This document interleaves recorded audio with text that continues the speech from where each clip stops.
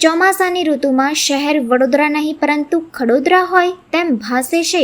ચોમાસાની શરૂઆતમાં સરદાર એસ્ટેટ પાસે વહેલી સવારે રિક્ષા પલટી ખાઈ જતા ચાલકનું મોત નીપજ્યું હતું। આ વચ્ચે શહેર કોંગ્રેસ દ્વારા ખડોદરા દર્શન યાત્રા શરૂ કરવામાં આવી છે। આજે કોંગ્રેસના નેતાઓ સરદાર એસ્ટેટ ખાતે આવી પહોંચ્યા હતા। આ તકે મૃતકના પરિવારજન પણ તેમાં જોડાયા હતા અને પાલિકાની કામગીરી અંગે નારાજગી વ્યક્ત કરતા નજરે પડ્યા હતા। વડોદરાનું નામ આજકાલ ખડોદરા તરીકે વધારે પ્રચલિત થયું છે। વડોદરામાં જ્યાં જુઓ ત્યાં ખાડા જ ખાડા નજરે પડી રહ્યા છે। રોડ રસ્તા જેવી પાયાની જરૂરિયાત સારી નહીં મળતા લોકો રોજ પરેશાન થઈ રહ્યા છે। આ અંગે સત્તા પક્ષના મેયર અથવા સ્ટેન્ડિંગ ચેરમેન કંઈ ખુલીને બોલી નથી રહ્યા। તેવામાં લોકોની વેદનાને વાચા આપવા માટે શહેર કોંગ્રેસ દ્વારા ખાડા યાત્રાનું આયોજન કરવામાં આવ્યું છે।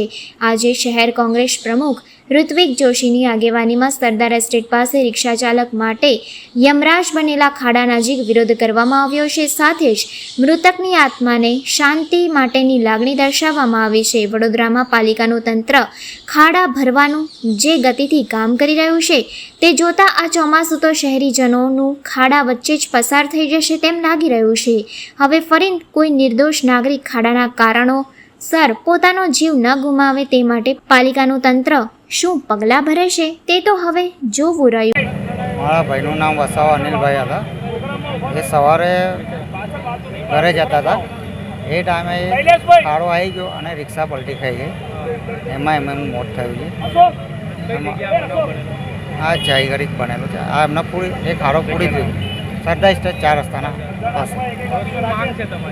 અમારી માંગ છે કે ભાઈને ન્યાય મળવો જોઈએ। 2 વર્ષનો છોકરો છે અને 9 વર્ષની છોકરી છે। એ ઘરમાં કમાવાળું એક જ જણ હતું। એમના 2 બાળકો છે। એક 2 વર્ષનો છે અને એક છોકરી છે 9 વર્ષની। હવે અમે જ્યાં થયેલું મારા ભાઈનું પલટી રિક્ષા ખાઈ ગયેલી ત્યાં જ ઘરે અમે વિરોધ કરી રહ્યા છીએ। તારીખ 25મીની વહેલી સવારે આ સરદાર એસ્ટેટ પાસે કોર્પોરેશનની કામગીરી દરમિયાન ખોદેલા મસ્ત મોટા કૂવાના કારણે એક રિક્ષા ચાલકનું મોત નીપજ્યું। આ યુવાન રિક્ષા ચાલકના મોત નીપજવાથી એના 2 બાળકો ને એની પત્ની એના પરિવારજનો કલ્પાંત કરતા રહી ગયા। પણ કોર્પોરેશનની આ જવાબદારી બને છે। કોર્પોરેશનની કામગીરી દરમિયાન એ ખાડો ખોદેલો એની બેરિકેડ કશું હતું નહીં અને એમાં આ ભાઈ ખાબડે મરી ગયા છે।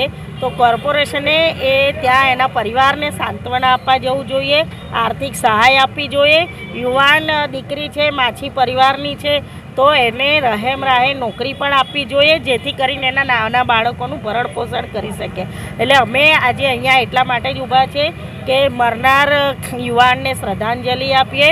મરનાર યુવાન જે જગ્યા પર મરી ગયા હતા એ જગ્યા પર અમે અહીંયા ઊભા રહીને કોર્પોરેશનને કહેવા માંગીએ છીએ કે માનવતા વિહોણું આ તમારું શાસન, આ કલંકિત બોર્ડ છે અને આ કલંકિત બોર્ડમાં 12 બાળકો અને 2 શિક્ષિકાઓ હરણી બોટકાંડમાં મરી ગયા। એક ભાઈ જે પાણીની પોકાર સાથે કોર્પોરેશનના પ્રાંગણમાં મરી ગયા। ગયા વર્ષે પૂરમાં 11 વ્યક્તિઓએ જીવ ગુમાવ્યા। આ અત્યારે આ રિક્ષા ચાલકે જીવ ગુમાવ્યો, એ પહેલાં એક ભાઈએ જીવ ગુમાવ્યો।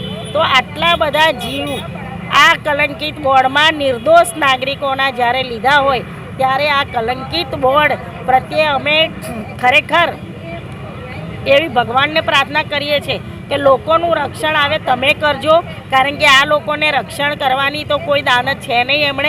એમણે પોતાનું રક્ષણ કરી લીધું છે, પણ પ્રજાને ભગવાન ભરોસે છોડી છે। હવે ભગવાન એમનું રક્ષણ કરે એવી અમે તો પ્રાર્થના કરીએ છીએ અને આજે આને શ્રદ્ધાંજલિ સાથે અને ન્યાય મળે તેવી માંગણી। ભાજપના શાસકોના પાપે કોઈ 38 વર્ષના યુવાન રિક્ષા ચાલક કે જે એમના ઘરનો એકનો એક કમાઉ દીકરો હતો અશોકભાઈ, અને એને પોતાનો જીવ ગુમાવવો પડ્યો। આ બહુ દુઃખદ ઘટના છે। સત્તામાં બેઠેલા લોકોને શરમ આવી જોઈએ કે એમના ભ્રષ્ટાચારના કારણે લોકો સામાન્ય નગરજનોનો જીવ જાય છે। અને આ જે બનાવ બન્યો છે, રિક્ષા ચાલક જે ખાડામાં સવારના 4 વાગ્યાનો ટાઈમ હતો અને જે ખાડામાં રિક્ષા ગઈને ભાઈ એ જીવ ગુમાવ્યો, એ ખાડો આ માનવ સર્જિત ખાડો હતો। આ કોઈ કુદરતી મૃત્યુ નથી। પણ આ માનવ સર્જિત મૃત્યુ છે અને આના માટે જવાબદાર આ રોડ બનાવનારો કોન્ટ્રાક્ટર અને આ કોર્પોરેશનના આ વિસ્તારના જે પણ એન્જિનિયરિંગ વિભાગના ભાઈ છે એ લોકો આના માટે અધિકારી જવાબદાર છે. કોંગ્રેસ પાર્ટીની માંગણી છે કે કોન્ટ્રાક્ટર અને જે અધિકારી છે એને જેલના સળિયા પાછળ મોકલો. બિનજામીનપત્ર ગુનો દાખલ થવો જોઈએ. જે તે સમયે જ્યારે બનાવ બન્યો વડોદરા શહેરના પોલીસ કમિશનર સાહેબને મેં જાતે ફોન કર્યો હતો. આ વિસ્તારના પીઆઈ સાહેબ જોડે વાત થઈ હતી. પણ વાત એવી છે કે પરિવારજનોને તો ફરિયાદ કરવી છે, એમના ભાઈ એમના ધર્મપત્ની બધાને ફરિયાદ કરવી છે, પણ ફરિયાદ લેનારા કોઈ નથી. એટલે તો વિચાર કરો કે શું આ લોકશાહી છે, ડેમોક્રેસી છે કે આ લોકોને ન્યાય નથી મળી રહ્યો. જે યુવાને જીવ ગુમાવ્યો છે એમાં મ્યુનિસિપલ કમિશનરે આમાં ફરિયાદ દાખલ કરવાની હોય કે ભાઈ જે પણ કોન્ટ્રાક્ટર અધિકારી છે, પરંતુ કોઈ ફરિયાદ દાખલ થઈ નથી. સૌથી મોટી દુઃખની ને શરમની વાત, આ ભ્રષ્ટ ભાજપના શાસકો સત્તાના નશામાં એટલું અભિમાન આવી ગયું છે કે માનવતા ભૂલી ગયા છે. આ પૂરો વિસ્તાર છે, અહીંયા બાજુમાં આગળ વોર્ડ નંબર 4 મેયરનો વોર્ડ છે, આ બાજુ વોર્ડ નંબર 6 છે સ્ટેન્ડિંગના ચેરમેનનો.